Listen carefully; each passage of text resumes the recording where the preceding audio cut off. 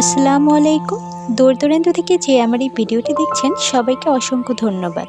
আমি ফারিনা ইসলাম, মুনতাহার রান্নাঘরে সবাইকে স্বাগতম। আজকে আমি আপনাদের সামনে নিয়ে হাজির হয়ে গেলাম একদম ভিন্ন স্টাইলে পুর ভরা ডিম পরোটার রেসিপি। আপনারা যদি একবার এইভাবে ডিম পরোটা তৈরি খান তাহলে কিন্তু বারবার এইভাবেই তৈরি করে খেতে চাইবেন। আর এই ডিম পরোটাটা খাওয়ার ক্ষেত্রে আপনাদের কিন্তু এক্সট্রা কোনো সবজির প্রয়োজন হবে না। এতটাই দুর্দান্ত স্বাদের এই ডিম পরোটা রেসিপি, তাই ভিডিওটি না টেনে শেষ পর্যন্ত দেখার জন্য অনুরোধ রইল। আর আপনারা যদি আমার চ্যানেল নতুন হয়ে থাকেন তাহলে আমার চ্যানেলকে লাইক এবং সাবস্ক্রাইব করতে ভুলবেন না। তাহলে চলুন ভিডিওটি শুরু করা যাক। প্রথমে এই ডিম পরোটা তৈরি করার জন্য এইখানে আমি 100 গ্রাম পরিমাণ ময়দা নিয়ে নিয়েছি। আপনারা চাইলে কিন্তু ময়দার পরিবর্তে আটাও ব্যবহার করতে পারেন। এবার ছোট চামচের 1 চামচ পরিমাণ এখানে লবণ দিয়ে দিচ্ছি, আর দিয়ে দিচ্ছি 2 টেবিল চামচ তেল। 100 গ্রাম ময়দার জন্য এখানে আমি 2 টেবিল চামচ তেল ব্যবহার করেছি। ময়দার পরিমাণ বেশি হলে তেলের পরিমাণও এখানে বেশি দিতে হবে। এবার আমি অল্প অল্প করে কুসুম গরম পানি দিয়ে একটি রুটির ডো তৈরি করে নেব। অবশ্যই পানিটা অল্প অল্প করে দিবেন যাতে করে ডোটা পাতলা বা বেশি শক্ত না হয়ে যায়। দেখুন এরকম একটি ডো আমি তৈরি করে নিয়েছি। এটা কিন্তু বেশি নরমও না আবার শক্তও না। এবার এই ডোয়ের উপরে আমি 1 টেবিল চামচ আরও তেল দিয়ে দিব। এবার এই তেলটি দিয়ে ডোটাকে আমি আরও কিছুক্ষণ মেখে নেব। এতে করে ডোটা কিন্তু অনেকক্ষণ পর্যন্ত সফট থাকবে। ডোটা মাখা হয়ে গেলে আমি 10 মিনিটের জন্য এটাকে রেস্টে রেখে দেব। যতক্ষণ এটা রেস্টে থাকছে ততক্ষণ আমি অন্যদিকে চুলাতে একটি কড়াই বসিয়ে দিয়েছি। এর ভিতরে দিয়ে দিচ্ছি 2 টেবিল চামচ তেল। তেলটা যখন হালকা একটু গরম হবে তখন এখানে আমি দিয়ে দিচ্ছি 1 টেবিল চামচের মতো গোটা জিরে। এবার এই জিরেটাকেও আমি 1 মিনিটের মতো হালকা একটু ভেজে নেব। জিরেটা 1 মিনিট ভাজা হয়ে গেলে এখানে আমি দিয়ে দেব একটি পেঁয়াজ কুচি।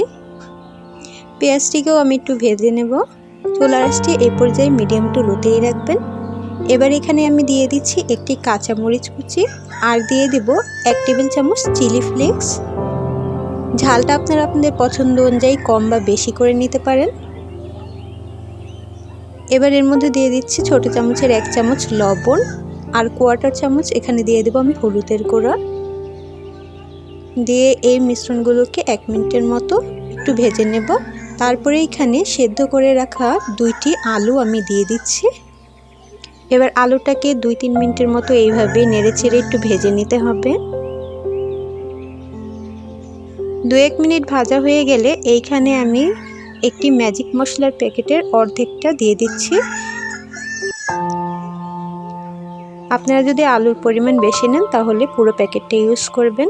এটা স্বাদ বৃদ্ধি করার জন্য আমি দিচ্ছি, আপনারা চাইলে স্কিপও করতে পারেন।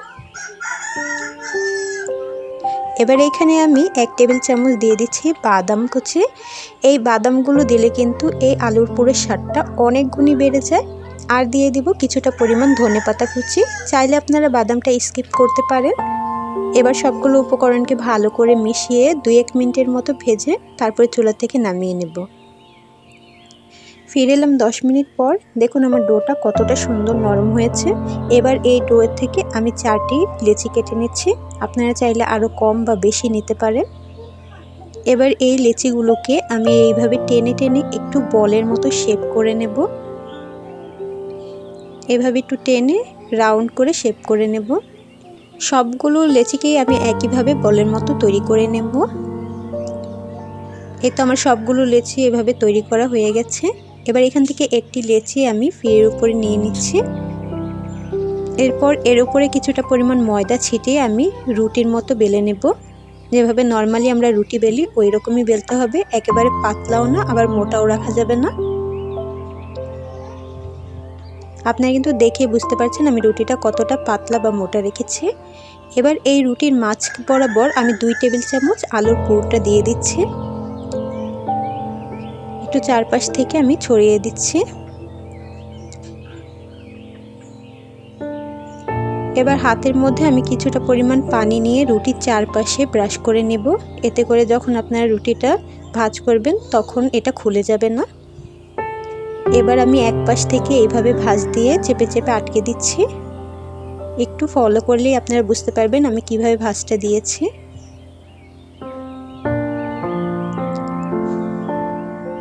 এবার এই নাস্তাটিকে আমি বেলুনের সাহায্যে হালকা প্রেস করে একটু বেলে নেব। বেশি চেপে কিন্তু বেলতে যাবেন না, তাহলে পুরটা বের হয়ে যাবে। হালকা একটু প্রেস করে জাস্ট বেলে নেবেন। এই তো আমার নাস্তাটি তৈরি হয়ে গেছে। আমি একই পদ্ধতিতে সবগুলো নাস্তা তৈরি করে নিচ্ছি। দেখুন আমি 4টি নাস্তাই একই পদ্ধতিতে তৈরি করে নিলাম। এবার এগুলোকে এক পাশে রেখে দিচ্ছি। এবার অন্য পাশে একটি প্লেটের মধ্যে আমি একটি ডিম নিয়ে নিলাম। এই ডিমের মধ্যে আমি দিয়ে দেব হাফ চা চামচ পরিমাণ লবণ আর কোয়ার্টার চা চামচ পরিমাণ এখানে হলুদের গুঁড়া। এবার একটি কাঁটা চামচের সাহায্যে ডিমটাকে আমি খুব ভালো করে ফেটিয়ে নেব। এই তো আমার ডিমটা ফাটানো হয়ে গেছে। এবার এই ডিমের মধ্যে আমি যে নাস্তাটি তৈরি করে রেখেছিলাম ওইটাকে এভাবে দিয়ে ডুবিয়ে দিচ্ছি।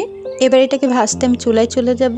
এর জন্য আগে থেকে আমি চুলাতে একটি প্যানের মধ্যে কিছুটা পরিমাণ তেল গরম হতে দিয়ে দিয়েছিলাম।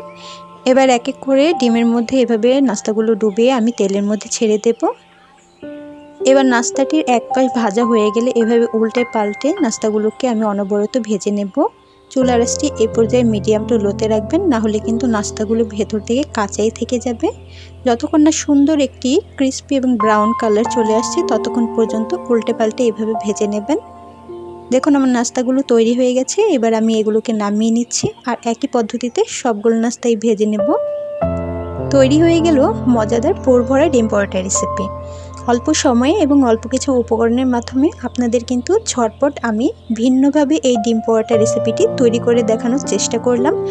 এবার এখান থেকে একটি ডিম পরোটা নিয়ে আমি আপনাদেরকে কেটে দেখিয়ে দিচ্ছি যে উপর থেকে যতটা সুন্দর হয়েছে ভেতরটাও কিন্তু একদম পারফেক্টভাবে তৈরি হয়েছে। দেখুন ভেতরটা দেখে কিন্তু আপনারা বুঝতেই পারবেন এর মধ্যে কোনো কাঁচা ভাব নেই আর খেতে কিন্তু অসাধারণ। এই ডিম পরোটাটা খাওয়ার জন্য আপনাদের কিন্তু এক্সট্রা করে কোনো সবজিরও প্রয়োজন হবে না আর ঝটপট আপনারা এই ডিম পরোটাটি বাড়িতে তৈরি করে ফেলতে পারবেন। তাই একবার এই পদ্ধতিতে আপনারা বাড়িতে অবশ্যই ডিম পরোটা তৈরি করে খাবেন আর আমাকে কমেন্ট করে জানাবেন ভিডিওটি কেমন হয়েছে। ভিডিওটি ভালো লাগলে আমার চ্যানেলকে লাইক এবং সাবস্ক্রাইব করতে ভুলবেন না আর পাশে থাকা বেল বাটন অবশ্যই অন করে দেবেন, এতে করে আমার চ্যানেলে নতুন নতুন ভিডিও সবার আগে পৌঁছে যাবে। দেখা হচ্ছে অন্য কোনো ভিডিও নিয়ে। ততক্ষণ সবাই ভালো থাকবেন, সুস্থ থাকবেন। আল্লাহ হাফেজ।